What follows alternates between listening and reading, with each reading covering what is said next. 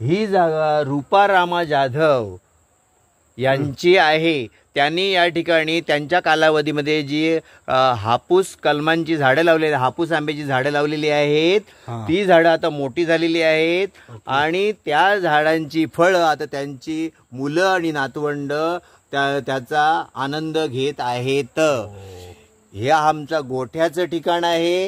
हे वाडवडलोपर्यंत फणसाचं झाड आहे आणि ही आमची देवकी गोपाळ जाधव आणि सरस्वती सोनू जाधव यांच्या नावे मिळालेल्या 2-2 नारळी आहेत. या आमच्या 2 नारळी आहेत आणि त्या तिकडे 2 नारळी आहेत. ग्रामपंचायतीमधून मिळालेल्या आणि लावलेल्या 4 नारळाची झाडं आहेत. मस्त. अशा प्रकारे हा पाठचा मला हे कोकमचं झाड लागलेलं आहे.